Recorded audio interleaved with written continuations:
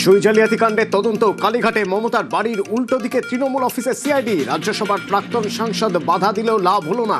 Gate খুলে ঢুকে তল্লাশি তদন্তকারীদের, বাইরে কেন্দ্রীয় বাহিনী।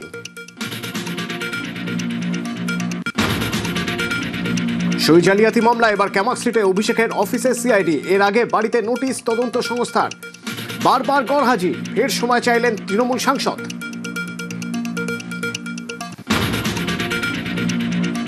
কোলাঘাটে মুখ্যমন্ত্রীর প্রশাসনিক বৈঠকে তৃণমূল সাংসদ দেব জুনো। ঘাটাল মাস্টার প্ল্যান নিয়ে অনুরোধ দেবেন, বাস্তবায়নের আশ্বাস শুভেন্দু অধিকারীর। ঘাটালের এমপি তিনি একটা কথাই বলেছেন যে ঘাটাল মাস্টার প্ল্যান আমার কমিটমেন্ট ছিল। ঘাটাল, দাসপুর সব সিট আমরা জিতেছি, আমরা ওটা করব। ঘাটাল মাস্টার প্ল্যানের মাটিটা মমতা ব্যানার্জি হাত দিয়ে কাটা হয়েছিল, তো মুখ্যমন্ত্রী এসছে, তিনি সবাই সামনে বললেন কি ঘাটাল মাস্টার প্ল্যানটা এই সরকার সেটা কমপ্লিট করবে, যেটা শুরু হয়েছিল আগে সরকার হাত ধরে। মুখ্যমন্ত্রীর প্রশাসনিক বৈঠকে মেদিনীপুরের তৃণমূল সাংসদ। অনেকদিন পর মুক্তি, বললেন জুন মালিয়া।